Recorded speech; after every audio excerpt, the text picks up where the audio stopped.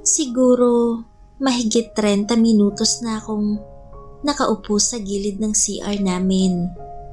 Nakasuot ng magarang bathrobe habang hinahayaan kong tumulo ang hindi ko pa napunasang buhok sa aking suot.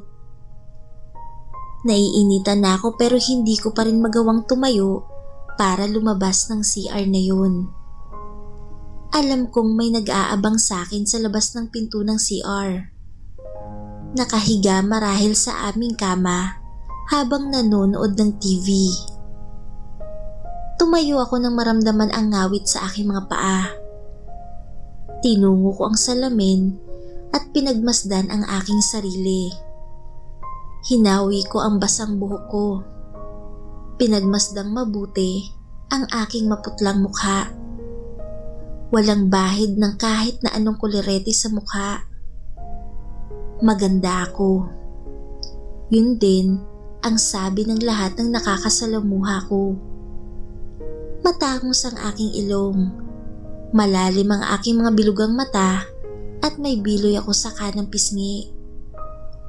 Kulay malabnaw na kape ang aking mga mata na mas lalong pinaganda ng aking mahahabang pilik mata na nakuha ko daw sa aking ama na hindi ko nakilala. Maganda ang pangako. Ang pangang sinasabi ng mga kakilala ko na pwedeng pang modelo. Pero hindi ko yun nagamit para doon. Dahil nagamit ko yun, ang pangang yun, para mapasa akin ang lalaking nag-iintay sa labas ng CR na to. Nakahiga, marahil ay nanonood ng TV habang nag-aantay na lumabas ako. Napabuntong hininga ko. Bakit ko nga ba ginagamit ang kagandahan ko sa ganitong buhay? Sandali lang. Mali, nasisihin ko ang sarili ko dahil sarili kong nanay ang dahilan kung bakit ako nasa ganitong sitwasyon. Pero teka lang. Pumayag ako eh. Kaya ang ibig sabihin lamang nito ay pareho kami ng nanay ko na mali sa sitwasyong ito. Muli ako napabuntong hininga. Lumapit ako sa pintuan para buksan na iyon, pero hindi ko ginawa. Inilapit ko ang aking kanang tenga sa pintuan at pinakinggang mabuti kung ano ang ginagawa ng taong nasa kwarto. Baka sakaling mahagip ng pandinig ko kung anong ginagawa niya bukod sa pagkakahiga at panonood ng TV. Nang wala ako halos marinig, ay pinihit ko ng doorknob para mailuwan na ako ng CR papunta sa kwarto at doon ay nakita ko ang lalaking nasa kama habang nakaharap sa telebisyon na nakamute. Hindi niya ata ako napansing lumabas ng CR dahil nakatuon ang buong atensyon niya sa kanyang cellphone. Halatang may kausap. Ayoko nang alamin kung sino yun. Dahan-dahan akong lumapit sa kanya. At kung hindi pa ako umupo sa gilid ng kama, ay hindi niya mapapansin na nandoon ako. Ngumiti ito sa akin. Ngumiti ako pabalik sa kanya, pero matipid lang. Ngiting alanganin. Ngiting gusto kong bawiin dahil hindi ako masaya sa sitwasyon na meron ako.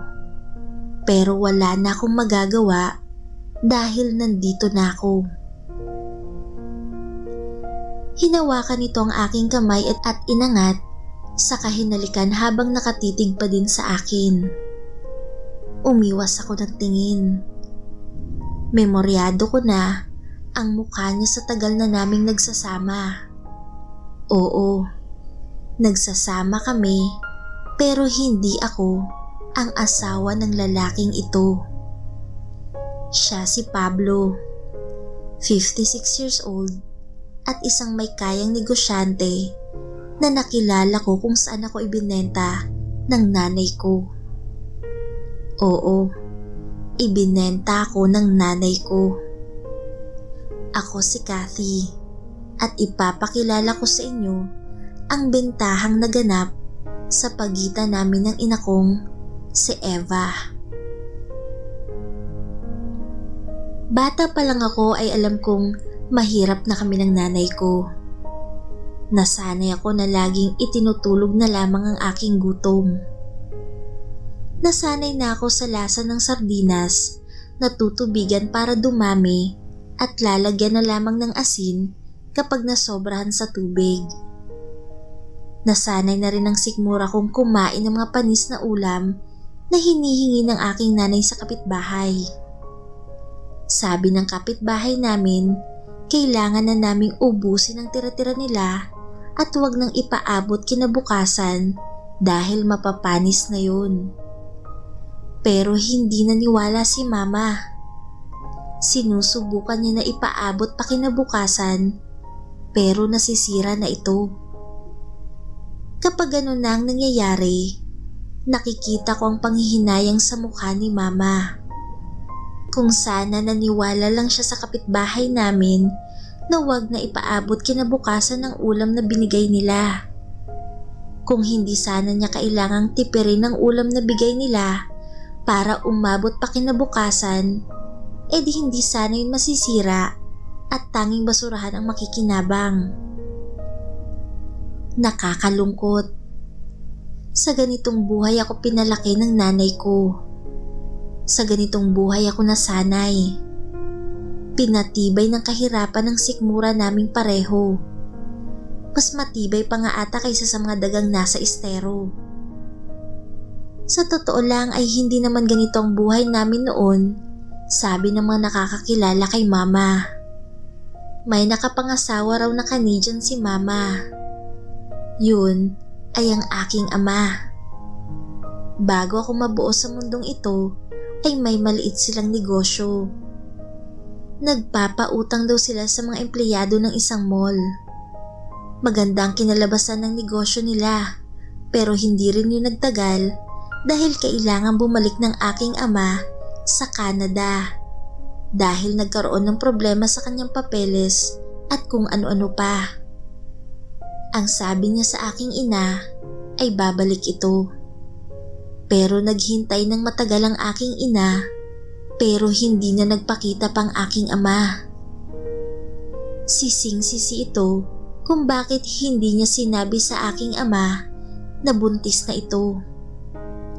Gusto sana niyang isorpresa noon ng aking ama pero dahil nga sa kailangang umalis kaagad ni Papa pabalik ng Canada ay hindi na niya nagawang sabihin pa. Ang sabi ni Mama sa sarili niya ay hihintay na lamang niyang pagbabalik ng aking ama. Pero nanganak na si Mama. Nailabas na ako sa mundong ito at lumaki pero hindi na nagpakita pa kahit anino ng aking ama. Mabilisan lang ding bumagsak ang negosyo ni na Mama at Papa dahil hindi naman sanay si Mama sa pagpapatakbo nito. Ang aking ama raw madalas ang nagpapatakbo ng kanilang negosyo. Taga-suporta lang daw si Mama. Kaya ayun, noong nag-isang taon ako, ay tuluyan ang nawala ang negosyo ni Mama. At para mabuhay ako, ay kung ano-anong trabaho ang pinasok niya. Nagtrabaho ito bilang isang helper sa isang karinderya. Sumubok din itong maging masahista. Pero ang napasukan pala niyang massage parlor ay yung may extra service na ibang masahe ang ginagawa. Nag-manicure pedicure din siya. Dahil hindi naman talaga niya alam maglinis ng kuko, ay tinigil din niya, lalo na nung nagka-impeksyon ang nilinis niyang paa. Nagbenta na nga din ito ng mga kawali at ibang mga gamit sa pagluluto. Nilalako niya ito sa kung saan-saan. Bit-bit niya ang mga ito habang bit-bit pa ako sa kalagitnaan ng tirik na araw. Maraming naawa kay Mama noon kaya naman may mga nakukuha si Mama na pera mula sa kung kani-kanino na nakikita kami kaya naisip niyang mamalimos na lamang kasama ako. Sa una ay gumagana yun pero nang tumagal Lalo na nang lumaki ako, ay kailangan na niyang tumigil dahil hindi na naniniwala ang taong mahirap siya. Lalo na kapag nakikita ako. Dahil nga may dugong Canadian ako, ay lumaki akong mistisa at matangos ang ilong. Kaya walang naniniwala na anak ako ng mahirap, na anak ako ng pulube. Sa paglaki ko ay madami pa akong natunghayang trabaho ng mama ko. Bilib na bilib ako noon sa kanya dahil kahit na anong pasukin niya, masiguro niya lang na makakakain kami 2 beses sa isang araw. Masiguro lang na makakapag-aral pa ako. Masiguro lamang na mabuhay ako. Ganyan ako kamahal ng mama ko. Sa murang edad ay ramdam ko ng pagmamahal niya at ramdam ko ang hirap niya na buhayin ako. Kaya pangako ko nun sa sarili ko, paglaki ko, tutulong ako sa nanay ko. Gagawin ko rin ang lahat para masuklian ang ginawa niya para sa akin mula pagkabata hanggang sa pagtanda. Hindi ko siya pababayaan at sisiguraduhin kong bibigyan ko siya ng mas magandang buhay. Yung buhay na hindi na niya kailangang maghirap. Gumising ng umaga para lang makipagsapalaran sa labas. Yung buhay na makakatulog siya anumang oras niya piliin at hindi siya gagambalain ng pag-iisip kung saan siya susunod na kukuha ng pera para may pangkain kami. Ayoko nang makita si mama na naghihirap. Pinagdarasal ko araw-araw na sana'y lumaki na ako kaagad para legal ko nang matulungan si mama sa paghahanap buhay. Hindi ko na kasi kaya masikmurang makita siyang unti-unting naging manipis ang katawan dahil sa kahirapan at sa pagod. Gusto ko siyang makitang malusog dahil never ko siyang nakitang ganito. Gusto kong magkalaman ng mga humpak niya mga pisngi. Gusto kong mawala ang mga itim sa ilalim ng kanyang mga mata. Ayoko nang maramdaman ang buto-buto niyang mga kamay at likuran. Gusto ko siyang makitang hindi na maputla. Gusto kong makita siyang may kulay tulad ng ibang nanay na masigla sa buhay. Gusto kong maging maayos ang buhay ng aking ina bago mahuli ang lahat dahil para sa akin, si mama ang buhay ko at ang dahilan kung bakit nandito pa ako sa mundo. Uy, Eva! Lucy? Kamusta ka na? Eto, gumanda na. Halatang halata nga. Grabe ang puti mo na. Sinabi mo pa. Ang gara ng damit mo, tsaka yung kwentas mo. Teka, gintong tunay ba yan? Abay, bakit naman ako magsusuot ng fake, diba? Ang yaman mo na ata talaga. Nakakainggit ka naman. Kaya pala matagal ka na naming hindi nakita ni Kathy. Kaya pala biglang umalis ka dito sa atin. Alam ko namang wala akong mapapala dito, no? Hay naku, tama ka dyan. Tignan mo nga kami. Dalaga na si Kathy pero andito pa rin at parang araw-araw mas lalong humihirap. Ano bang ginawa mo? Ba't kayo mama ng husto? Baka pwede mo naman akong matulungan para makaahon kami ni Kathy sa hirap. Ma! Tawag ni Kathy sa kanyang mama. Kathy, ba't pawis na pawis ka? Pambihira kang bata ka, halika nga dito. Hoy, ito na ba si Kathy? Ang laki na at napakaganda. Anak, naaalala mo pa si Ate Lucy mo, yung nag-aalaga kapag wala ako? Kayo na po si Ate Lucy? Grabe po, hindi ko na kayo nakilala. Ang laki po ng ginanda nyo at ang yaman nyo na rin pong tingnan. Hindi lang ako mayamang tignan, mayaman ako talaga. Oo nga Lucy, ano bang sikreto mo dyan? Baka matulungan mo kami. Hindi naman kami iba sa'yo eh. Well, ngayong nakita ko na si Kathy, alam kong may maitutulong ako sa'yo. Eh ano ba yun? Tanong ni Eva. Kathy, umuwi ka muna. Ihanda mo na yung ulam na dala-dala mo sa bahay niyo. Mag-uusap lang kami saglit ng mama mo. May pupuntahan lang.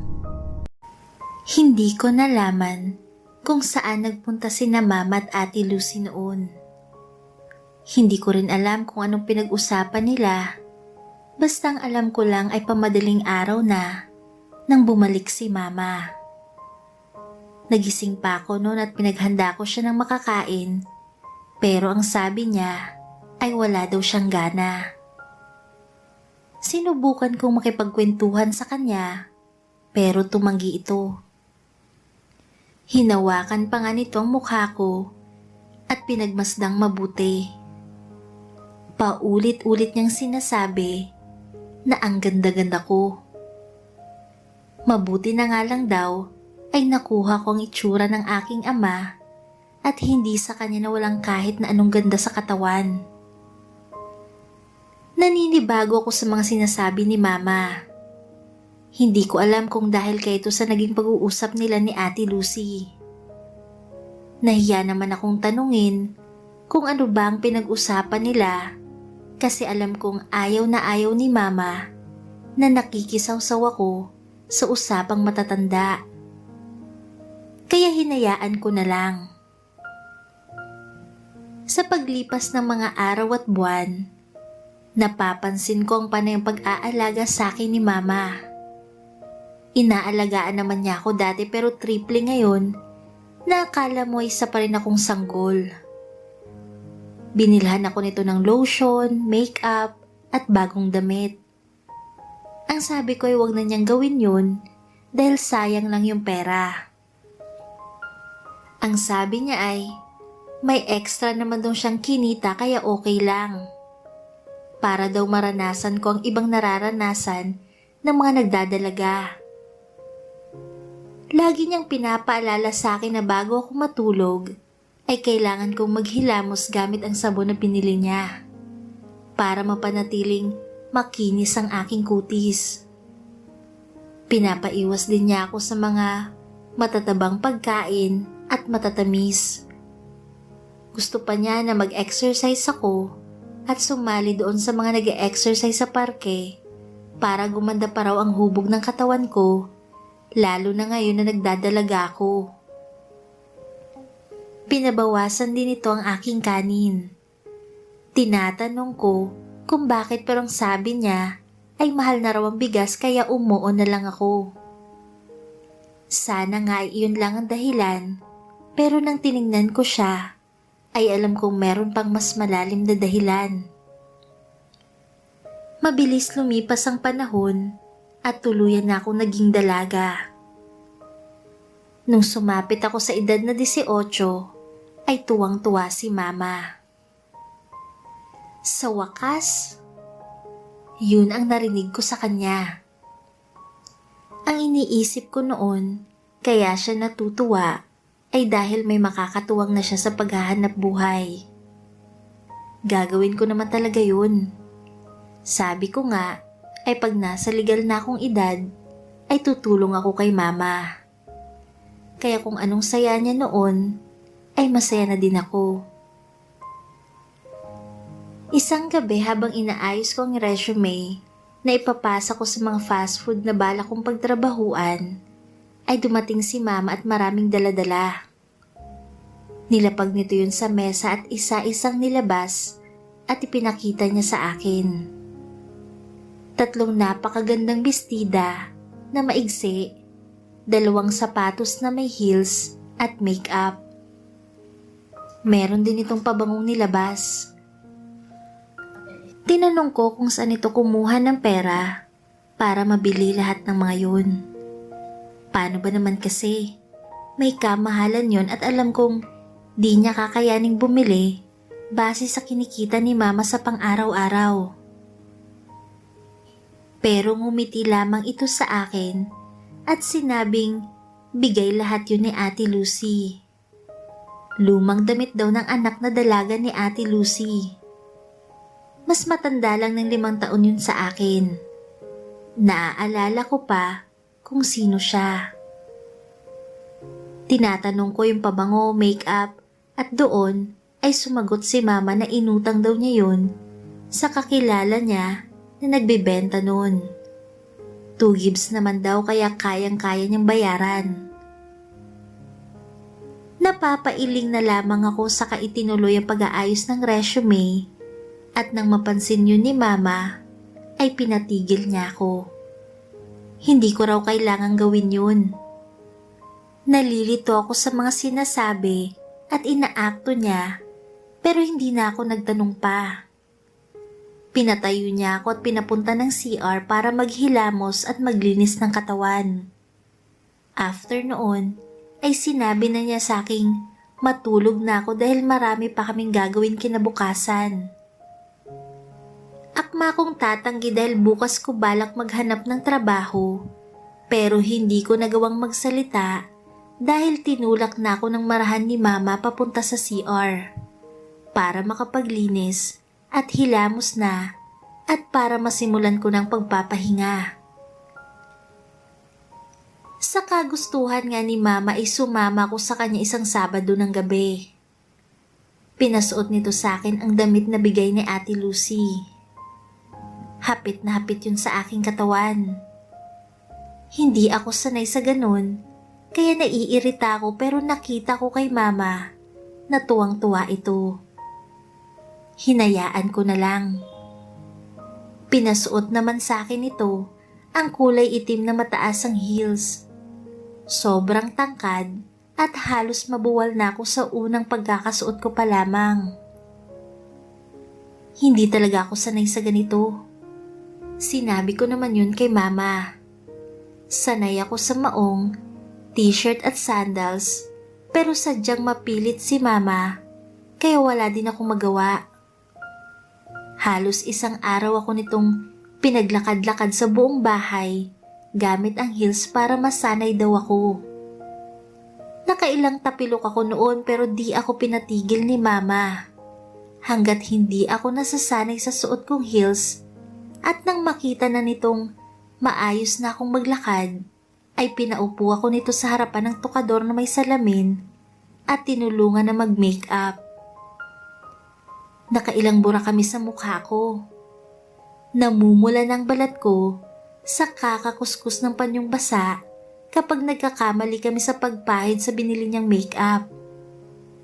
Tumagal siguro kami ng ilang oras bago kami matapos. Pinagmasdan niya ang mukha ko. Kitang-kita ko ang pinaghalong saya at lungkot sa kanyang mga mata. Hindi ko mawari kung alin doon ang mas nangingibabaw. Hindi ko na rin inalam pa.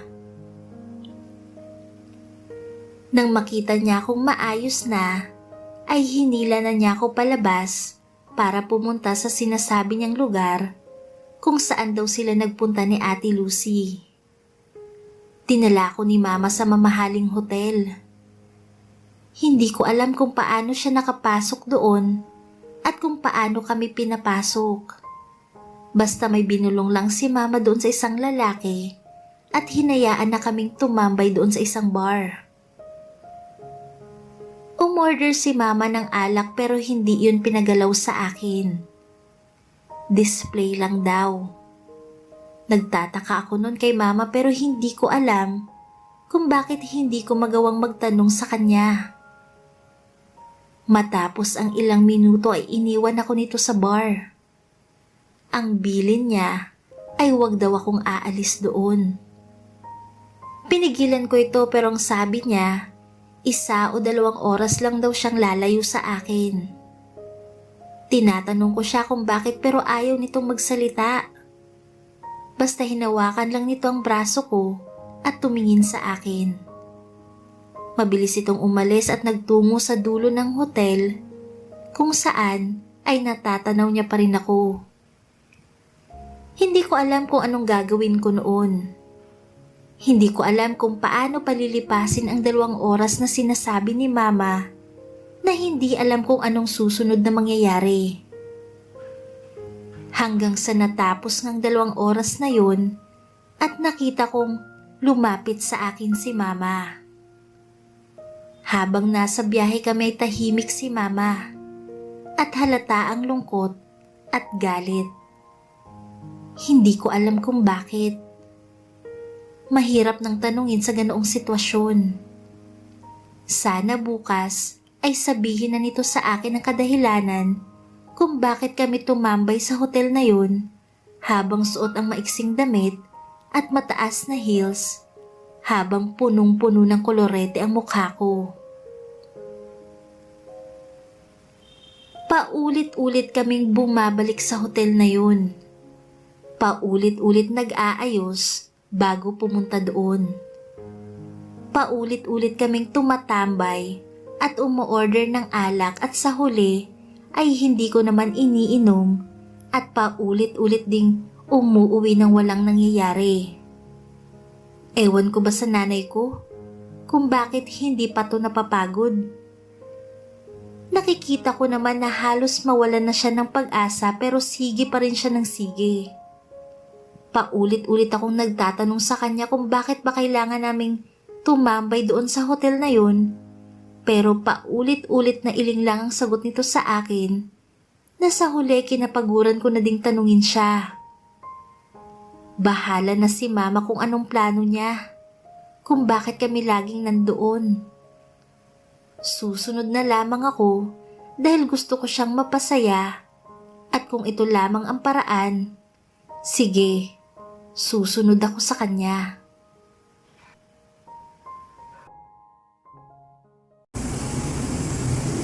Isang araw, habang naghahanda akong muli para sa pagpunta sa hotel, ay napansin kong nahihirapan ang aking ina sa paglalakad. Kinausap ko ito kasi kagabi pa siya hinang-hina. Umiling lang ito at sinabing ayos lang siya pero tinatridor lang daw siya ng ubo niya. Kaya naman sabi ko ay magpahinga na lamang ito at sa susunod na araw na lang kami tatambay sa hotel. Pero mariin itong tumanggi. Malakas daw siya. Kayang-kaya daw niya na magpunta doon. Medyo nasamid lang siya sa laway niya pero ayokong maniwala kaya sabi ko ay magbibihis na ulit ako ng pangbahay para masimulan ko na siyang alagaan. Biglang nagalit ito sa akin. Natahimik ako nang sigawan niya ako. Ito ang unang beses na nagawa niya yun sa akin. Sa huli napansin ni Mama na parang sumama ang loob ko sa ginawa niya. Kaya naman humingi ito ng sorry at sinabi ng wag ko na daw intindihin dahil kaya naman daw niya. Ako naman ang umiling. Ang sabi ko sa kanya ay kailangan na niyang magpahinga. Pero sadyang makulit si Mama. Kaya naman sa huli nagkasundo na lang kami. Ako na lang mag-isa ang pupunta at siya'y sa bahay lang para magpahinga. Matagal bago ko siya napapayag. Noong nakumbinsi ko na nga ito, ay agad ko na siyang dinala sa kwarto namin para sikasuhin muna bago umalis. Bumili ako ng goto at gamot. Nilagay ko din ang jug ng tubig sa kwarto para madali niya na itong maabot. Siniguro ko na maayos siya bago ako umalis ng bahay at nang magpaalam ako sa kanya ay sinabi nito na sana ay may magbigay ng number sa akin. Number? Anong number yun? Hindi na ako nagtanong sa kanya at tumango na lamang ako at umalis na. Pahapon na nung makarating ako sa hotel. Maraming tao that time. May gathering daw kasi ng mga negosyante sa isang district. Napatango na lamang ako. Naupo ako sa bar at umorder ng alak. Nilapag ko lang yun sa harapan ko at panay ang tingin ko sa malaking orasan sa aking kaliwa. Gusto ko nang hilahin ang oras para makauwi na ako. Masyado kong nag-aalala kay Mama. Kailangan ko na siyang maalagaan. Mas gusto kong gawin yun kaysa tumambay dito at hindi alam ang dahilan kung bakit ako nandito. Nang lumipas ng 2 oras, tulad ng dati ay akmang aalis na ako. Pero bigla ay kinalabit ako ng isang lalaki. Napalingon ako. Isang lalaking naka-Amerikana. Mga edad 50 na. Maputi ito at makikita mo sa kanyang itsura na gwapo ito nung kabataan niya. May bahagyang puti-puti sa kanyang buhok pero hindi yun dahilan para hindi mo pansinin ang maamo at charming nitong mukha. Tinanong ko kung anong kailangan niya. Ngumiti lang ito at nagtanong kung madalas daw ba akong tambay sa bar na yun. Nag-oo lang ako. Tinanong niya ako kung umu-order ba ako ng alak pero hindi ko iinumin. Kahit nagtataka ay umuo ako. Hindi ko siya kilala pero parang alam na alam niya ang ginagawa ko sa hotel na yun sa araw-araw. Ngumiti ito sa akin at pagkatapos ay nilabas ang kanyang wallet. Kumuha ng isang calling card at iniabot niya sa akin. Siya raw si Pablo at yun ang number niya. Napakunot noo ako. Nagpaalam na ito sa akin habang ako naman ay naiwang nakatanga. Ano yun? Para saan ang calling card na yun? Hindi ko na masyadong in-stress ang sarili ko sa lalaking yun. Nilagay ko sa aking maliit na shoulder bag ang kanyang calling card at nagmamadali ng umuwi. Wala nang ibang nasa utak ko kundi ang maalagaan ng aking may sakit na nanay. 1 oras mahigit ang naging biyahe ko bago ako makauwi ng bahay. Sakit na sakit ang paa ko nun sa heels na suot ko pero baliwala lahat ng yun dahil nakita ko ng aking ina. Nagbihis lang ako saglit at pagkatapos noon ay inasikaso ko ng nanay ko. Pagkakita pa lang nito sa akin ay agad na itong nangamusta sa mga nangyari sa hotel. Doon ay bigla kong naalala ang calling card na inabot sa akin ni Pablo. Ang taas ng lagnat niyo, ma. Mamaya ulit, pupunasan ko kayo ng bimpo ha. Magluluto na rin ako ng lugaw para may makain po kayo. Mapait ang panlasa ko, anak. Huwag mo na muna akong pakainin. Kaya pa naman ng sikmura ko. Ma, huwag matigas ang ulo. Baka mas lalong lumala yung lagnat nyo. Kahit ilang subo lang, para hindi naman kayo manghina at para makainom na din kayo ng gamot. Oo na, bahala na. Bakit pa kasi ngayon pa ako nagkasakit? Eh di sana nasamahan man lang kita kanina sa hotel. Kahit naman sumama kayo, wala rin naman pong ibang naganap. Wala na naman? Eh ang nangyari lang po kanina, bago ako umalis, may nag-abot ng calling card niya. May edad na ba yung lalaki? May kaya? May edad po. Oo. May kaya? Hindi ko po alam eh. Pero sa damit naman niya, mukha naman po. Asan ang calling card niya? Asan? Ha? Wait lang ma. Relax lang, mamaya mabinat kayo niyan eh. Mabibinat ako lalo kapag hindi mo inabot sa akin yan. Kinuha ni Cathy sa kanyang bag ang calling card at inabot yun sa kanyang mama. Naku, salamat naman. Ito na yun anak, ito na yun. Ano pong ito na yun ma? Ito na, yung bunga ng pagpunta-punta natin sa hotel na yun. Ang calling card na to, ang kailangan natin para yumaman tayo. Yumaman? Sa hotel na yun, yumaman ang Ate Lucy mo. Doon niya dinalang dalaga niya at doon sila nakakilala ng mayamang matanda na ibabahay ang dalaga ni Ate Lucy mo. Kaya tayo dun pumupunta? Dahil iyon ang sinabi sa inyo ni Ate Lucy? Yun nga, anak. Bakit hindi nyo sinabi sa akin? Bakit kung kailan may nag-abot na ng calling card na yan, tsaka mo palang sasabihin sa akin ang lahat ng to? Kasi alam ko, anak, na hindi ka papayag. Hindi talaga. May dangal pa ako, ma. Huwag nyo naman akong igaya sa iba. Hindi tayo mabubuhay sa dangal, anak. Mabubuhay tayo kapag nagpaka-practical tayo. At ito na yun. Kailangan lang natin ng isang matandang lalaki na maiingganyo sa ganda mo at ibabahay niya ako at maaambunan na tayo ng pera niya. Ganun ba, ma? Tama, anak. Tama. Kaya ngayon pa lang, tawagan mo na to. Ayoko. Tawagan mo na, anak. Pera din to.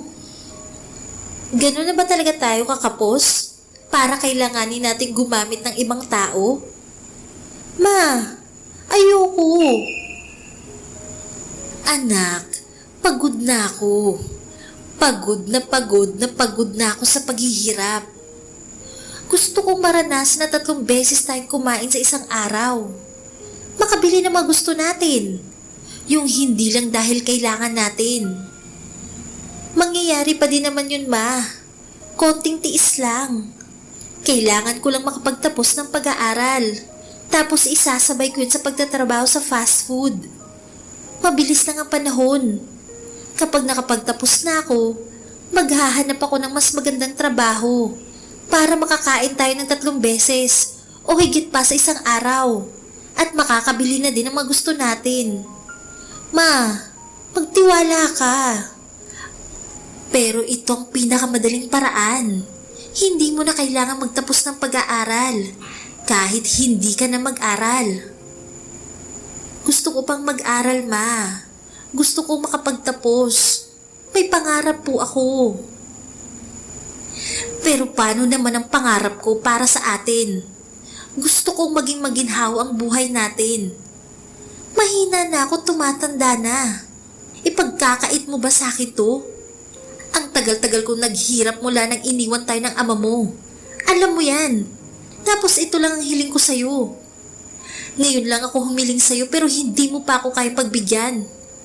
Ma, hayaan mo na. Huwag ka nang mag-alala. Isipin mo na lang yung dangal mo. Huwag mo nang isipin yung kinabukasan mo. Huwag mo na akong isipin. Kahit na mag-asin na lang tayo, okay lang sa akin. Ma naman, please, makinig ka. Lumabas ka muna ng kwarto. Hayaan mo muna ako makapagpahinga para gumaling na ako. Kasi kung hindi ako gagaling bukas, wala tayong kakainin. Kung hindi ako babangon sa kamang ito, lalo tayong maghihirap. Alis! Alam kong sumamang loob sa akin ni Mama. Hindi niya ako iniimik at hindi kinakain ang mga nilalatag kong pagkain sa kanya. Kaya naman para matigil ng tampuhan sa amin, ay kinuha ko ng calling card at tinawagan ko yun pero hindi akong kumausap dahil hindi ko alam kung paano sisimulan.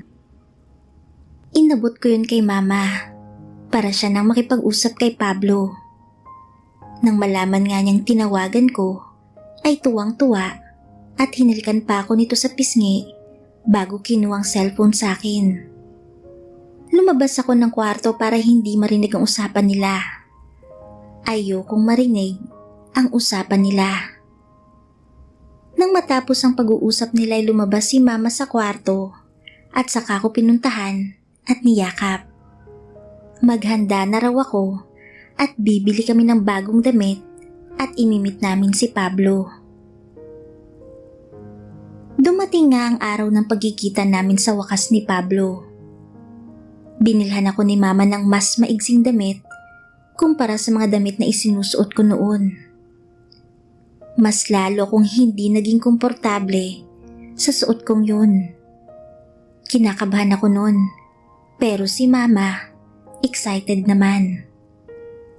Habang pinagmamasdan ako ni Mama, ay hindi ko maiwasang isipin na sarili kong nanay ay ilalako ako. Akala ko ay sa TV lang yun nangyayari. Pero pati pala sa totoong buhay. Nang dumating na sa wakas si Pablo, ay sinalubong na kaagad siya ni Mama na akala mo ay matagal na niya itong kakilala. Tuwang-tuwa itong kinausap si Pablo habang ang lalaking ito naman ay panayang sulyap sa akin. Nag-usap muna sila sandali at hindi ako makarelate sa mga pinag-uusapan nila. At nang sa wakas ay matapos na sila, ay ako naman ang hinarap nila. Ito na yun. Dumating na ang kinatatakutan ko. Anak, ito nga si Pablo.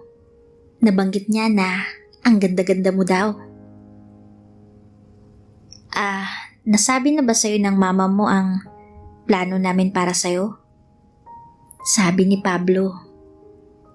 Hindi pa. Pablo, may pahapyaw pa lang kaming usapan nung nalaman ko na binigay mo yung calling card sa kanya nung nakaraan. Good. At least ngayon, hindi ka na masyadong mabibigla sa mga malalaman mo at mga mangyayari. Saad ni Pablo. Ano po ba yung mangyayari? Gusto ko pong malaman. Tanong ko. Kasi anak, ganito kasi yun. Itutuloy ko lang at mas ipapaliwanag pa sa'yo yung gagawin natin ha. May nakahanda ng kwarto para sa inyo. Ngayong gabi anak, sabi ng nanay ko. Kaming dalawa lang? Yes anak, kayong dalawa lang. Pero ma, bakit? Kasi, yun yung napag-usapan anak. Ready ka na ba? Tanong ni Pablo. Ha? Hindi. Anak, nandito na tayo. Huwag mo naman akong ipahiya please. Dito natin malalaman kung makakatikim na tayo ng ginhawa. Pablo, ready na siya. Papakapihin ko muna siya. Mukhang kinakabahan eh. Saad ng nanay ko. Kung di pa naman siya handa, pwede namang sa ibang araw na lang. Sabi naman ni Pablo. Ay hindi, ngayon na natin simulan. Sayang naman yung binayad sa kwarto. Di ba anak? Opo, mama. Okay, good. Saad ni Pablo. At sumunod nga ako sa gusto ni mama. Nang ganap ng dumilim sa labas, ay ganap nang nagpaalam si mama para umuwi na. Marami pa raw itong lilinisin sa bahay. Tumingin ito ng malalim sa akin bago nagpaalam at lumabas ng hotel na yun. Nang makapagsolo na kami ni Pablo, ay kapwa kami natahimik at nang hindi na matiis ni Pablo ang katahimikan, nagsalita ito at hinawakan ang aking kamay para patayuin na ako sa pagkakaupo ko. At saka dahan-dahan akong niyaya papunta sa kwarto. Ewan ko kung nararamdaman niyang panginginig ko. Nang makarating na kami sa kwarto, ay naligo si Pablo. Nang matapos ito ay humiga ito sa kama at malambing itong nagsabi na maligo na rin daw ako. Sumunod ako. Natagalan ako sa pagligo at kung hindi pa ito kumatok sa pinto ay hindi pa ako lalabas. Nang makalabas na ako suot ang isang puting robe ay ngumiti ito at dinala na ako sa kama. Nakahiga ako noon katabi niya. Tumingin ito sa akin at alam ko ng balak niya. Pero hindi pa rin ako handa. Umiwas ako ng tingin sa kanya. Hinawakan niyang balikat ko pero agad akong tumagilid para makaiwas sa mga susunod niyang gagawin. Napansin kong nadismaya siya. Sumubok itong yumakap pero agad kong iniwas ang katawan ko sa kanya. Hindi ko alam kung nasabi na ba ng nanay ko sa kanya na wala pa akong experience. Sana'y alam nito para maintindihan niya kung bakit ako alanganin sa mga nangyayari. Nang mahalata nito na wala akong interes na pumatol sa mga ginagawa niya sa akin, ay binuksan na lamang nito ang TV. Saka nanood habang ako ay nagkunwaring natutulog para hindi na ako nito gambalain. Kinabukasan ay mag-isa na lamang ako sa kwarto at nag-iwan siya ng isang note sa mesa na nagsasabing, "Sorry kung hindi pa raw ako handa." Ano ba namang katanghan yan, anak? Andun ka na pero wala ka pa rin talagang ginawa? Ma, kinabahan ako eh. Natakot ako. Kung humilata ka lang doon at hinayaan siya sa gusto niyang gawin sa'yo, edi sana may pera na tayo ngayon. Sorry ma. May magagawa pa ba yung sorry mo? Malamang ngayon, umatras na yun at naghanap na ng ibang babae. Sabi ko naman sa inyo ma, diba, na hindi ko talaga gustong gawin yun. Pero kailangan mong gawin kasi ito na yung gusto natin. Ma, ikaw lang ang may gusto nito. Kailangan mo tong gustuhin dahil nakasalalay dito ang future mo. Yun ang gusto mo, di ba? Magandang kinabukasan para sa atin. Gusto ko po yun, pero hindi ko po gusto yung paraan niyo, ma. At anong paraan ang naiisip mo? Mag-aral sa kolehiyo at magtrabaho ng sabay? Mas mabilis pa ang umasenso ang pagong kung yun ang plano mo. Wala naman pong masama kung susubukan natin eh. Kayo na rin ang nagsabi na matalino ako. Kapag nakapagtapos ako ng pag-aaral, siguradong may kumpanyang kukuha sa akin. Walang masama kung ito yung plano, ma. Subukan natin. Pero wala ring masama kung subukan natin ang mas madali at mas mabilis na paraan para kumita. At yun nga ay patulan si Pablo. One night stand na may kapalit na pera? Higit pa dun, anak. Marami pang gagawin para makuha natin ang tiwala niya. At magkapera tayo basta'y makinig ka lang. Ano bang mga plano niyo, ma? Hindi ko muna sasabihin sa'yo lahat para hindi nabubugbog yung utak mo sa takot. Sa ngayon, tatawagan ulit natin si Pablo para ma-schedule ulit kayo sa hotel na yon at gawin mo ang lahat para hindi na maulit ang nangyari sa inyo nung nakaraan. Siguraduhin mo na mapapasaya mo siya at pagkatapos nun ay saka tayo mag-uusap muli para sa susunod na gagawin. Muli kaming nagkasama ni Pablo sa hotel na yun, sa iisang kwarto.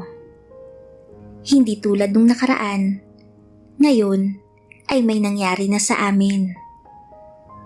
Ginawa lahat ni Pablo, lahat na magpapasaya sa kanya ng gabing yun at hindi ako pumalag. Hindi ako lumaban. Sinunod ko ang sinabi ng nanay ko. Matapos noon ay nakita ko naman na masayang masaya si Pablo. Kinabukasan ay sabay kaming nag-breakfast at inaya ko nitong mag-shopping. Binilan ako nito ng maraming damit at sapatos at may kasama pang groceries para sa amin ni Mama. Buong araw kami muling magkasama at ng gabi, bago niya ako ihatid sa bahay, ay nag-usap kami sa kanyang magarang sasakyan at sinabi niya sa akin na balak niya akong ibahay. Ito na ata yung plano ni Mama. Ang sabi ni Pablo ay gustong-gusto niya daw ako. Ibang-iba daw ako sa lahat ng babaeng nilapit sa kanya. Gagawin niya daw lahat para maibigay kung ano man ang magpapasaya sa akin, basta hindi lang daw siya mahuhuli ng asawa niya. Napatingin ako sa kanya. May asawa na siya? Kabit ako? Gusto niyang maging kabit ako? Agad akong lumabas ng sasakyan niya at pumasok na sa bahay. Hinanap ko si Mama para kausapin siya. Andito ako sa CR. Alam niyo ba na may asawa si Pablo? Oo! At hindi niyo man lang naisip na sabihin sa akin to? Nakalimutan ko siguro. Nakalimutan? O sinadya niyo para hindi ako matras sa plano niyo? O siya, aaminin ko na. Sasabihin ko naman dapat sa'yo eh. Pero plano ko, pagkatapos na may nangyari na sa inyo, baka kasi dahil doon umatras ka pa. Talagang aatras ako kung sinabi niyo kaagad nung una pa lang. Inuubos niyo ang dangal na meron ako. Tapos na eh. Nangyari na. Na-text na ako ni Pablo at masaya siya sa'yo. Eto na yun anak. Huwag mo na masyadong isipin ang asawa niya. Ikaw nang bagong nagpapasaya sa kanya. Nakakadiri ka ma. Bakit mo ko ginaganito? Dahil para sa future mo to. Puro na lang kayo future ko. Oo. Dahil para sa akin, yun ang pinakamahalaga. Mahalaga kaysa magpapasaya sa akin? Magiging masaya ka kapag maayos ang future mo. Kailangan mo lang pagdaanan to. Maniwala ka anak. Wala akong ginawa na hindi para sa'yo. Lahat to para sa'yo. Makinig ka sa akin, Kathy. Lahat to para sa'yo. Muli akong sumunod sa mga sinabi ni Mama. Nagkausap ulit sila ni Pablo at wala pang isang linggo ay nilipat kami sa isang kondominium. Malayo sa mismong tirahan ni Pablo. Wala kaming ibang bitbit kundi ang sarili namin. Ang sabi ni Pablo, lahat ng kailangan namin ay nandoon na. Magsabi lang daw kami kung may kulang pa para maipadala niya. Tuwang-tuwa si Mama nang makitang malaking condominium unit na binigay sa amin ni Pablo. Agad itong humiga sa kama at nang makontento na ay saka ito nagbukas ng ref. Mas lalo itong naging masaya nang makitang umaapaw sa lusog ang ref namin. Yun pa lang ang unang beses na nakita ko ang sagad na saya ng aking nanay at kahit papano ay naging masaya na din ako. Hindi ba? Yun naman talagang pangarap ko. Ang makita siyang masaya habang iniaahon siya sa hirap. Tuwing weekends ay kasama ko si Pablo hanggang Lunes ng umaga.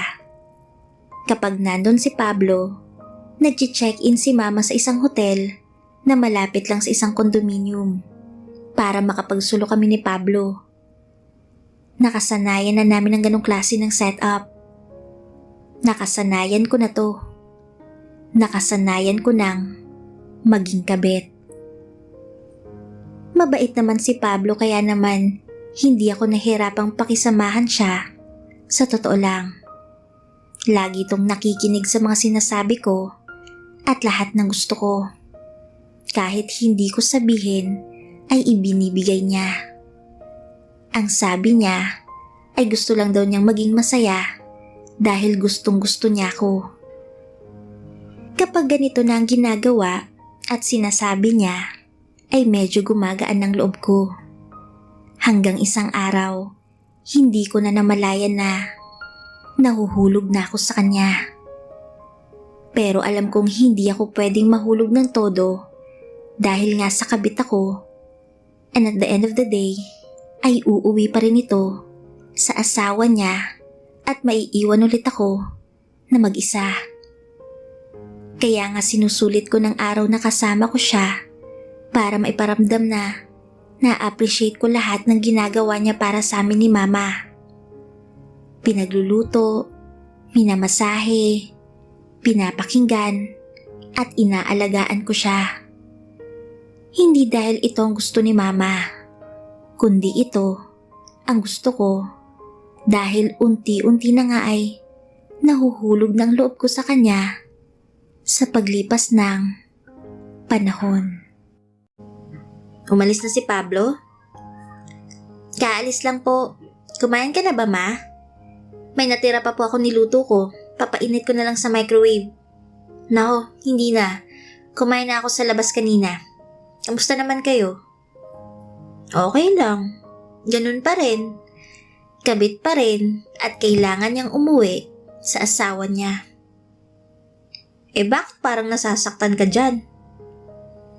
Kasi nasasaktan naman talaga ako, Ma. Sino bang hindi, di ba? Kabit ako. Hanggang dun lang ako.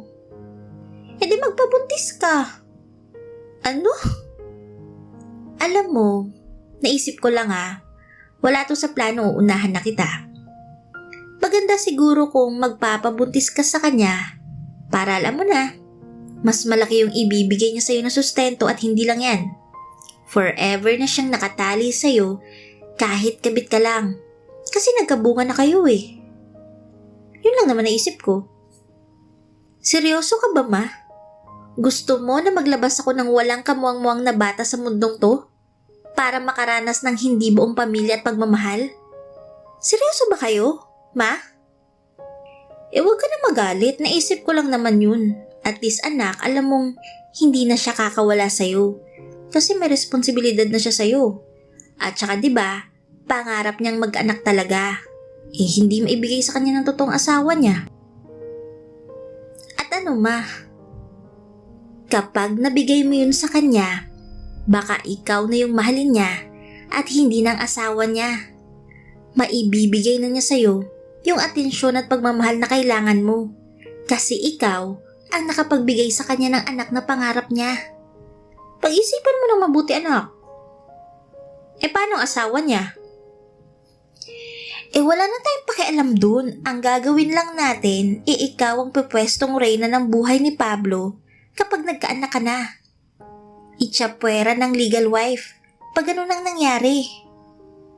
Hindi, Ma. Ayoko. Anak, sabi mo, lahat susundin mo. Lahat ng sasabihin ko, gagawin mo. Pero hindi yung magpabuntis at sirain ang relasyon nilang mag-asawa. Mabuti na nga lang at di nalalaman ng asawa niya. Paano kung malaman niya? Saan tayo pupulutin? Hihimas tayo ng rehas, Ma. Alam mo ba yun? Tapos balak niyo pang magpabuntis ako? Di mas lalong mataas ang kasalanan nun. Kawawa naman si Pablo, Ma. Naawa ka kay Pablo? Concern ka sa kanya? Hindi naman sa ganun, Ma. Nahalata na kita Gusto mo siya, no? Tapos ng usapan natin, Ma. Gusto mo nga siya. Mahal mo siya. Kaya ayaw mo na siyang bigyan pa ng isang isasakit ng ulo niya. Hoy, huwag kang masyadong magpakalunod sa puso mo. Utak pa rin ang gamitin mo. Tandaan mo, kabit ka pa rin at hanggang dun lang yun.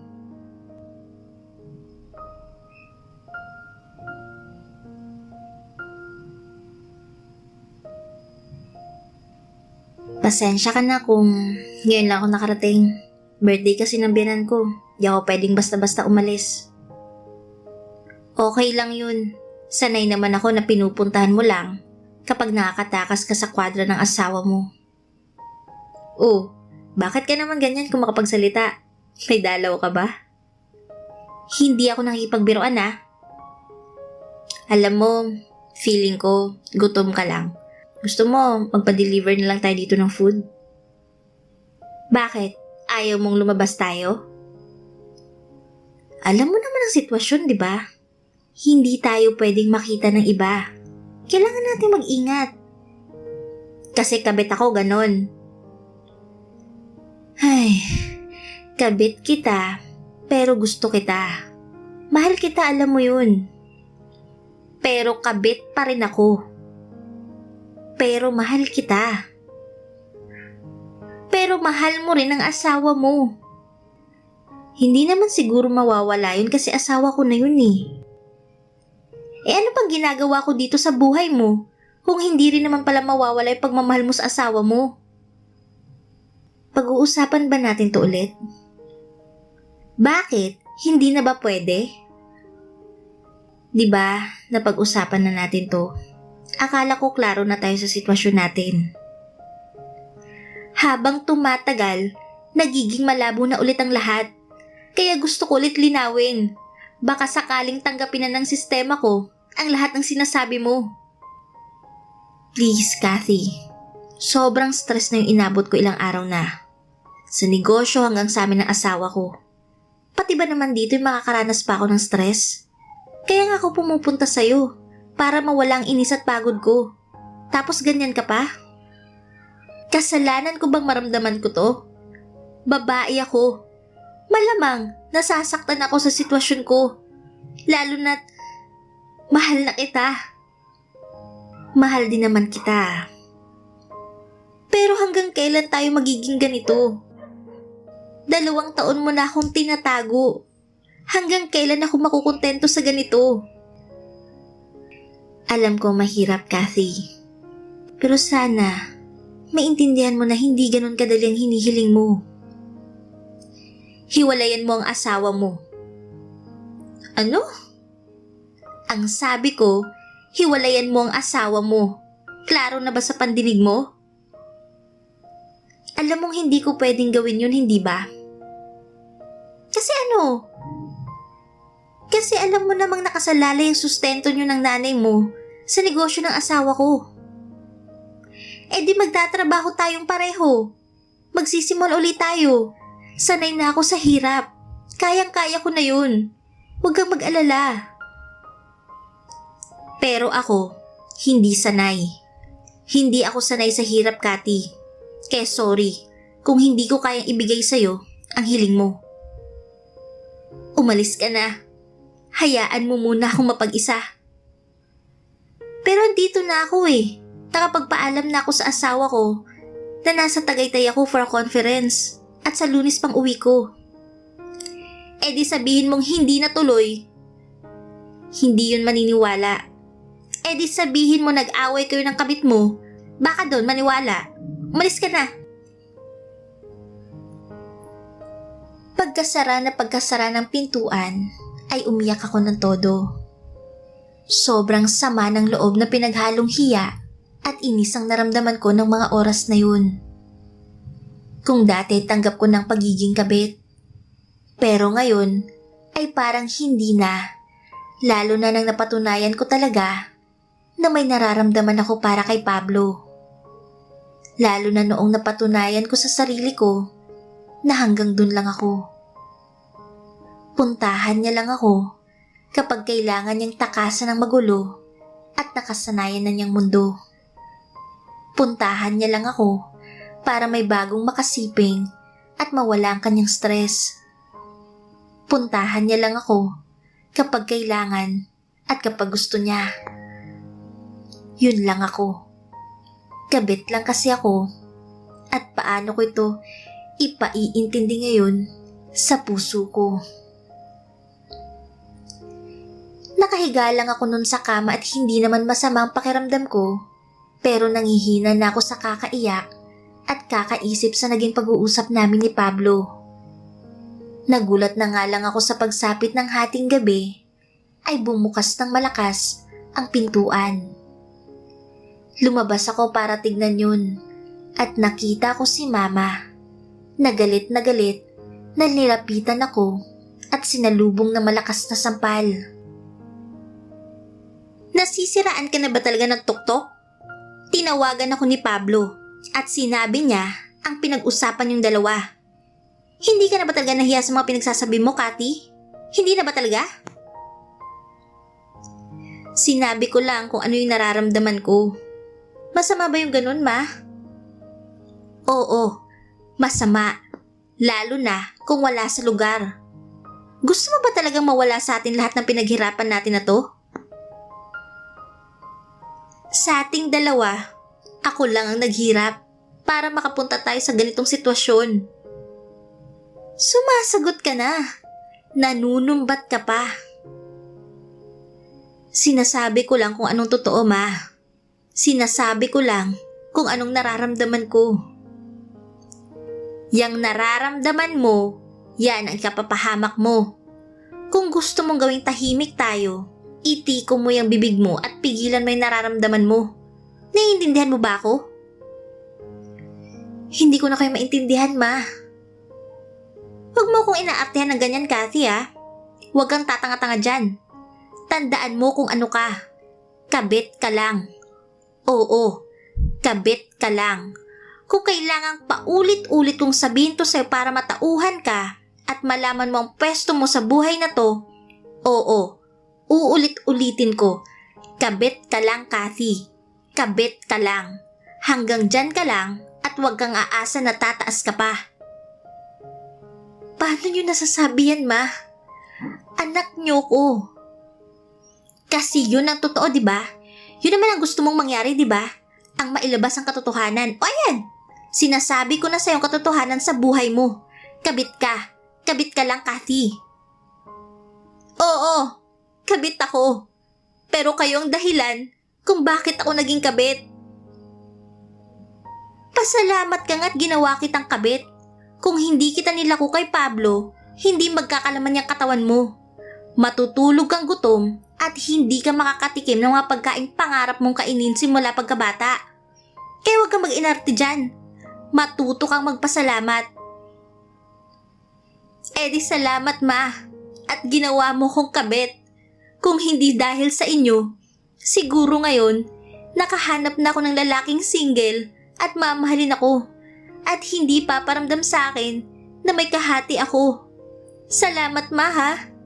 Kasi dahil sa inyo, natuto akong makontento sa pera-peraso na ibinibigay sa akin ng pagmamahal at atensyon. Thank you. Sobrang thank you, Ma. Good. Matuto kang magpasalamat. At ito pa, ha? Uulitin ko. Isaksak mo sa utak mo na kabit ka, okay? Kabit ka. Kabit. Wala kang karapatang humiling pa ng sobra kasi ano ka? Kabit.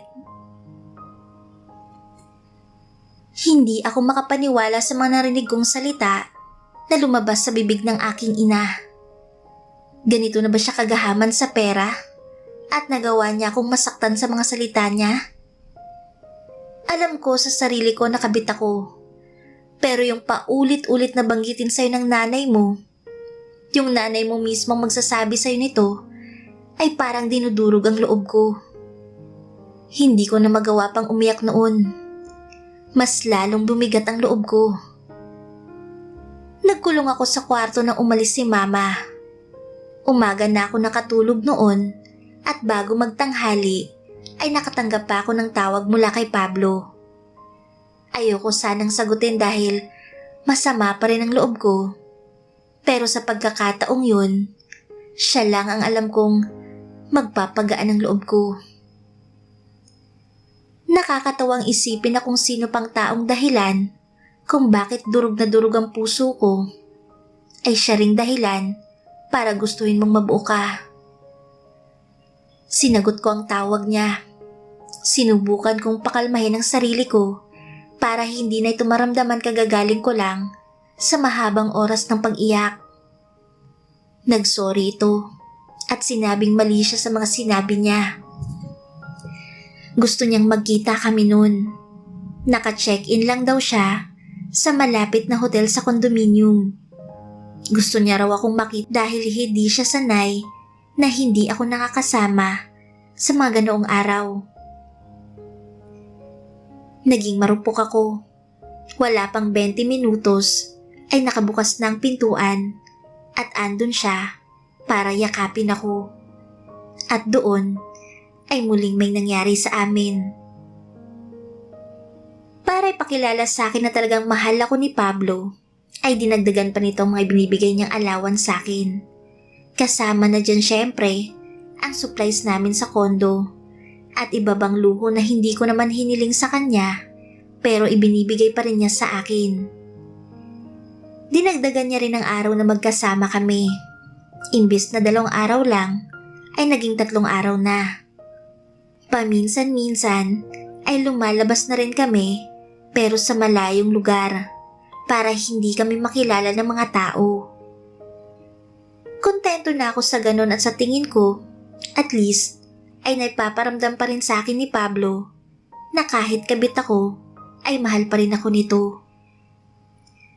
Natuwa naman si Mama sa mga nangyayari at panay ang sabi nito na ituloy ko lang daw ang ganito. Iwasan ang away sa pagitan namin ni Pablo at itago na lang ang nararamdaman ko para hindi na gumulo ang plano. Konting-konti na lang daw at mawawala ng nararamdaman nito para sa asawa niya.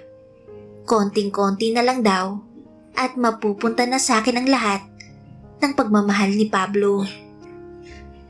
Para akong robot na sunod ng sunod kay Mama. Kahit sa totoo lang ay masama pa rin ang loob ko sa mga pinagsasabi nito sa akin ng mga nakaraan. Hinihintay ko na mag-sorry ito at bawiin lahat ng mga masasakit na sinabi niya sa akin. Pero wala ito sa sistema niya na para bang hindi ito nakaprogram sa kanyang katawan ng salitang sorry. Talagang pinaramdam pa rin niya sa akin na ako ang mali sa mga nangyari sa nakaraan. Na siya ang tama at dapat lang akong makinig sa kanya. Sa unang beses sa buhay ko, ay namuhi ako bigla sa nanay ko. Sa paglipas ng mga araw, naging masaya at kontento na lamang ako sa mga nangyayari. Siguro nga ay natanggap ko na lamang na hanggang dito na lang ako talaga. Mabubuhay ako bilang isang kabit at siguro ay oras na para tanggapin na habang kasama ko si Pablo, habang mahal ko siya, ay mananatiling kalahati lang ang maibibigay nito sa akin dahil ang kalahati ay laging nasa asawa niya na kailangang araw-araw kong taguan. Ingatan at iwasan dahil kung hindi ay mawawala ang kalahati ng puso ni Pablo at ayaw kong mangyari iyon. Dahil kahit kalahati lang yun, kailangan ko yun. Dahil dun lang ako nakakapit.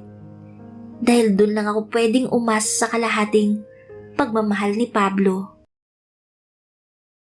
Sandali lang. Ikaw si Kathy? Opo, may kailangan po ba kayo? Pwedeng pumasok. Sino muna kayo? Ano pong kailangan ninyo? Maganda ang condo unit mo Mukhang mamahalin. Sino ka ba? Hindi kita pinapapasok kaya pwede? Lumabas ka na? Mamahalin din ang mga gamit dito. Uulitin ko. Lumabas ka na bago ka tumawag ng pulis? Go! Tumawag ka na. Pero do it for me. Kasi ikaw ang ipakukulong ko dahil kinabit mo ang asawa ko. Anong... Oh, come on, Kathy. Sa tingin mo talaga ay maitatago nyo ng maayos ang relasyon nyo ng asawa kong si Pablo? Hindi ako tanga. Hindi ko alam ang sinasabi mo. Please, umalis ka na. Hindi mo alam? Really? Again, hindi ako tanga para sabihan mo ng ganyang linya. Wala nga akong alam. Pwede ba? Maniwala ka na lang. Sa tingin mo susugod ako dito kung wala akong proof na kabit ka ng asawa ko? Uulit-ulitin ko to kasi ito yung totoo. Hindi ako tanga, Kathy. Matagal ko nang alam na may relasyon kayo ng asawa ko. Nung una wala akong pakialam. Sige, gawin nyo lang ang kasalanan yan hanggang magsawa kayo. Pero siguro, dahil sa sobrang nag-e-enjoy na kayong dalawa, na halos araw-araw na kayo magkasama, napapabayaan na niya ang negosyo namin. Oops, sorry mali. Negosyo ko. Yun na nga lang ang gagawin niya Babantayan niya ang negosyo ko para may pera siyang pangsustento sa'yo, pero hindi pa niya magawa ng maayos. Alam mo kung bakit? Dahil sa'yo. Puro pagpapakamot ang ginagawa mo sa kanya, kaya hindi niya magawa ng maayos ang mga trabaho niya. Please, ayoko ng skandalo. Umalis na kayo. Kung ano man ang problema niyong mag-asawa na kinabit mo, kung ano man ang problema niyo ng asawa niyo, kayo na lang mag-usap. Labas na ako dyan. Labas ka na? Bigla kang e-exit ngayong nahuli ka na? Bakit ka lalabas? Pinapaalis ba kita sa sitwasyon mo ngayon? Hindi naman, di ba? Hindi kita maintindihan. Hindi mo talaga maiintindihan kasi kayong mga kabit, ang utak nyo, kasing laki lang ng pinutol na kuko. Hanggang dun lang talaga. Hindi ako bobo. Bakit ka pumayag na maging kabit? May mga malalalim akong dahilan. Malalalim na dahilan. Pera lang naman ang dahilan kung bakit ka kabit. Mababaw na dahilan lang yun, Kathy. Hindi mo ako kilala para husgahan mo ko ng ganyan. Hindi ka huhusgahan kung sa una pa lang, hindi ka na nang himasok sa bakuran na may bakuran. Kaya ngayon hindi mo pwedeng sabihin sa akin na labas ka sa problema namin ni Pablo. Kasi nasa bakuran ka na namin, kaya ang dapat mong gawin, lumaban ka. Paano kung lalaban ang sabi mo, nasa bakuran mo ko? Lahat ng advantage na sa'yo, di ba? Ay nako, huwag kang susuko. Paano ka nakasisigurong ako na agad ang panalo? Ay wait, oo nga, sa laban na to, ako talaga yung palaging panalo kasi ako yung totoong asawa. At ikaw yung, please, umalis ka na. At ikaw yung, please, ikaw yung, ako yung kabit. Ako yung kabit. Masaya ka na ba? O yan, panalo ka na. Nanalo ka kahit nandito ka sa bakuran ko. Masaya ka na? Ang pagkakaalam ko, bakuran ko ba din tong kinatatayuan ko? Remember, pera ko ang ginamit ng asawa ko para makatira kayo dito. Nginig na nginig ang katawan ko nang makapag-usap kami ng legal wife ni Pablo. Agad kong tinawagan si Pablo para ipaalam ang mga nangyari. Pati siya ay nagpapanik na rin at hindi alam ang mga pinagsasabi. Halatang takot at panay ang sabi nito na wag kong aminin kahit na anong pilit ang gawin nito. Pero huli na, napaamin na niya ako. Kinumbinsi ko si Pablo na umalis na lang kami at tumakas na lamang at iwanan ang mundong nakasanayan namin. Mag-ibang lugar na lang kami. Kahit simple lang ang buhay. Pero ayaw niya. Hindi niya raw kayang iwan ng karangyaan. Nakasanayan na niya ang ganung buhay. May edad na to at hindi siya kampante na hindi niya makukuha kung ano man ang nakukuha niya ngayon sa asawa niya. Nasaktan ako doon. Talagang kahit anong hila sa kanya, ay tatakbo pa rin siya pabalik sa asawa niya. Siya na raw ang bahalang umayos nito. Sa ngayon, ay kailangan lang daw muna naming magpalamig na dalawa para makuha niya muli ang tiwala ng asawa niya. Ang tanong ko naman, makukuha pa kaya niyo yun pabalik? May lamat ang relasyon nila. Imposibleng makabalik pa sila sa dati kahit na anong ayos niya. At paano ako? Mas lalo na naman akong itatago. Paano kung isang araw habang inaayos niyang relasyon nilang mag-asawa, ay ma-realize niya na kailangan niya na akong bitawan? Makakaya ko ba yun kung sakaling dumating ang araw na yun? Ang tanga mo talaga kahit kailan, Cathy. Paano na to? Hindi ko naman ginusto na malaman ng asawa ni Pablong lahat. Alam niyo, nag-iingat kaming dalawa sa lahat ng ginagawa namin, Ma. Kung nag-iingat kayo, bakit nahuli? Ma, may pakiramdam din yung tao. Alam niya kung may ginagawang kalukuhan ng asawa niya. Alam niyo yan. Babae kayo. Dapat alam niyo yan. Huwag mo na akong nirarasunan dyan, ha? Dapat tayong makaisip ng paraan para di kayo paghiwalay ni Pablo. Ma, yan pa rin bang nasa isip niyo? Kailangan pa rin ba namin magsama talaga? Natural. Sayang ang pera. Nakakabwisit itong nangyayari ito ngayon, ha? Malapit na tayo dun sa maayos na buhay, eh. Magkakapera na sana tayo ng malaki, eh. Kung di lang talaga kayo nahuli, di sana maayos pa rin ang lahat. Ma, pwede ba wala nang sisihan? Ayusin na lang natin to.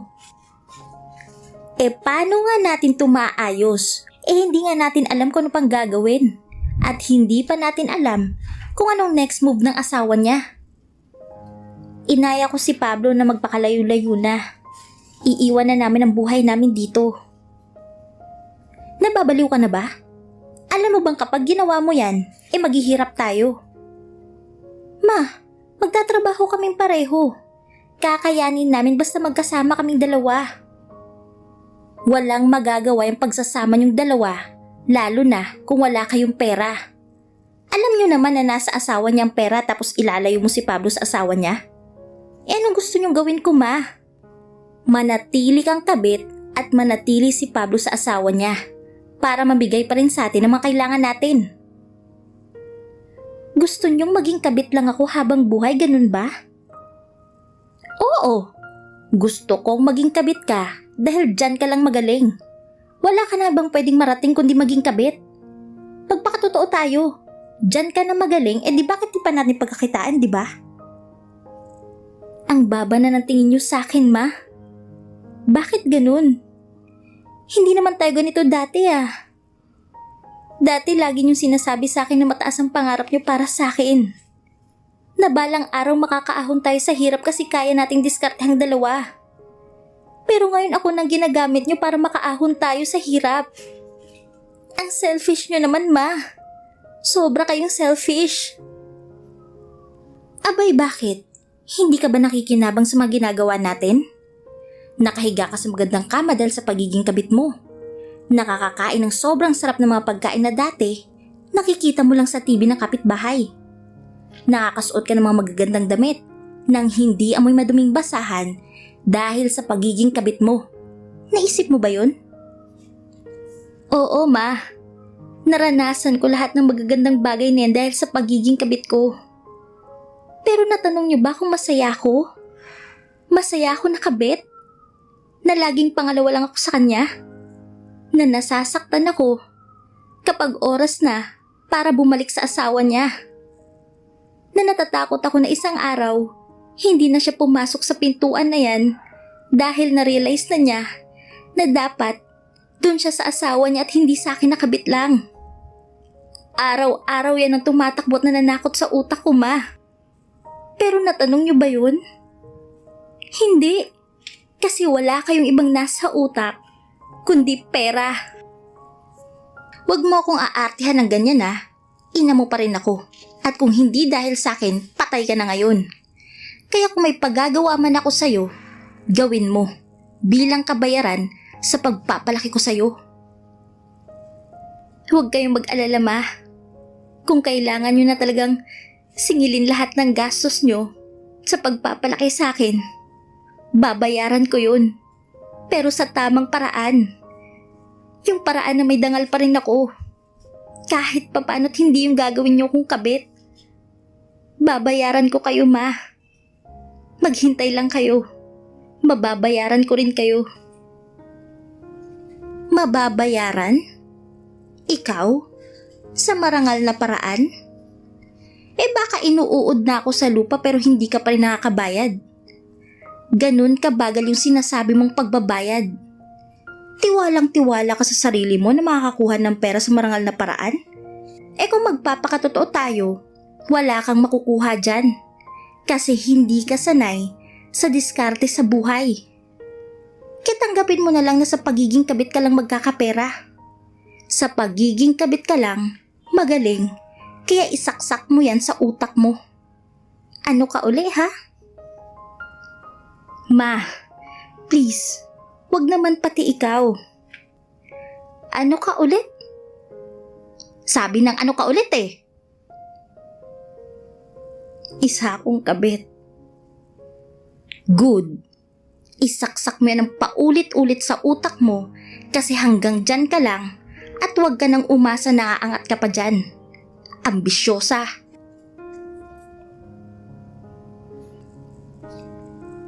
Ang mga salita ng nanay ko ang naging anesthesia ko para tuluyan na akong walang maramdaman.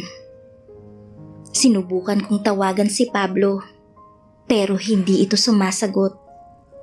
Tulad ng sabi niya, kailangan muna naming magpalamig sa mata ng asawa niya. Nangako naman siya na babalik siya pero hindi niya masasabi kung kailan. Nagpapadala pa rin siya ng pera tuwing makakatsyempo siya. Madalas ay si mamang nakakakuha ng pera. Hindi pa rin kami nakakapag-usap ng nanay ko. Malamig na rin ang turing niya sa akin na hindi nakatulong sa lungkot na nararamdaman ko. Pakiramdam ko tuloy, mag-isa na lang ako. Ang mga mahal ko sa buhay unti-unting nawawala dahil sa mga sinunod kong desisyon nila. Nakakulong lang ako madalas sa condominium. Walang makasama dahil si mama ay madalas wala. May bago itong boyfriend na nakilala niya minsan sa pagbabar. At dun niya nilulustay ang kalahati ng perang pinapadala ni Pablo na para sana sa amin. Nakakulong lang ako madalas sa kondo. Nakatingin sa cellphone at umaasang tatawag si Pablo para mapagaan ang loob ko. Pero dumilim na at lumiwanag ng muli, hindi pa rin nagpaparamdam si Pablo. Paano na ako? Ikukulong ko lang bang sarili ko sa ganito?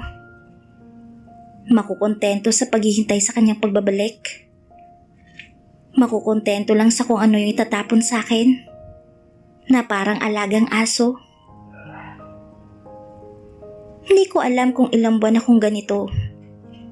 Basta ang alam ko, isang araw ay hinarap ko ang salamin at hindi ako nakontento sa mga nakita ko. Ang layo na ng itsura ko sa dati. Mas lumalim ang aking mga mata dahil sa puyat at sa kakaiyak. Nagnipis ng pisngi ko at halos hindi ko na rin nadadaanan ng suklay ang mahaba kong buhok. Namumutla ako pati yung mga labi ko na tuyong-tuyo na rin tulad ng nararamdaman ko. Hindi ito pwede. Hindi pwedeng ganito na lamang nakikita ko sa salamin palagi. Pumasok ako sa banyo. Hinubad ang namamahaw kong damit at sinimulan ko ng buksan ng shower. At hinayaang linisan nito ang katawan ko na matagal nang nababad sa dumi. Nang makontento ako, ay lumabas na ako at saka dumiretso sa kwarto. Binuksan ang cabinet at hinanap ang pulang bestida na meron ako. Nahanap ko yun. Napangiti ako. Sinuot ko yun at saka pinagmasdan ang sarili ko sa malaking salamin. Napakaganda ko pa rin. Sinuklay ko ang aking mahabang buhok at pinahiran ng kolorete ang aking mukha. Makapal na lipstick ang magdadala sa akin ngayon. Nang makontento na ako sa pinintahan kong mukha, ay tinungo ko na ang lalagyan ng sapatos. Pinili ko ang pinakamataas na heels na meron ako. Kulay itim yun at bagay sa pulang bestida ko. Muli kong tinungong salamin sa aking kwarto. Napakaganda ko sa refleksyon ko. Bago ako umalis, ay siniguro kong madadampian ang damit at balat ko ng mamahaling pabango na ibinili sa akin ni Pablo nang nagtungo ito sa ibang bansa. Napapikit ako habang ini-spray ko ito sa sarili ko.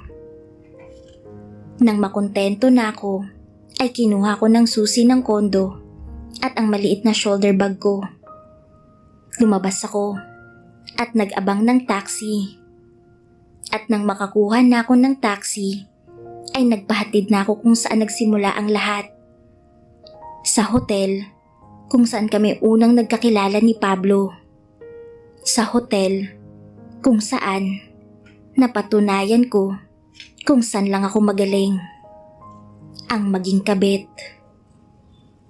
Tinungo ko ang bar at umorder ng alak, pero hindi ko yun gagalawin. Titingin-tingin ako sa paligid at umaasang may makakapansin sa akin at lalapit. Para saan? Para maging kabit nila. Kasi dun lang naman ako magaling, hindi ba?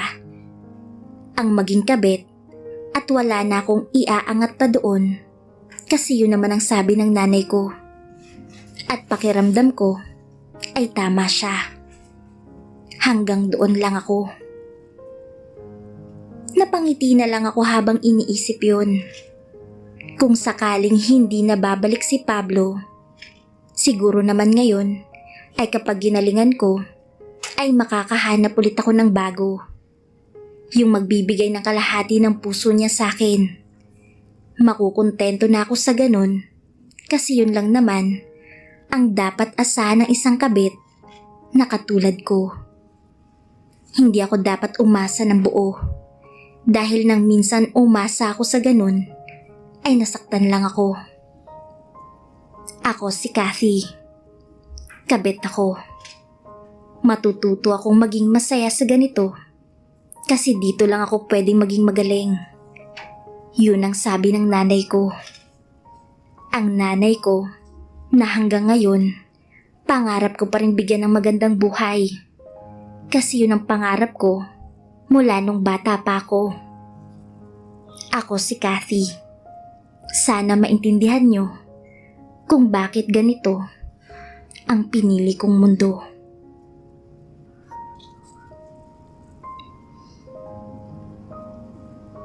Kung ano ba talagang ibigay at itawag sa'yo ng mundo yun ang paniniwalaan mo? Hindi ba pwedeng maging ikaw yung taong pinili mong maging ikaw? Hindi ba pwedeng huwag kang magpadikta sa mga sinasabi ng iba at sundin kung anong binubulong ng sarili mo? Maging ikaw base sa nararamdaman mo? Naniniwala kami sa batang Kathy na nakatago dyan sa nakasaramong puso. Pakawalan mo siya para masabi niya kung ano ba talaga ang gusto niya para maging masaya ka. Siya ang totoong nakakaalam kung saan ka pwedeng maging maligaya. Palayain mo siya at maniwala ka na magiging masaya ka kung makikinig ka sa kanya.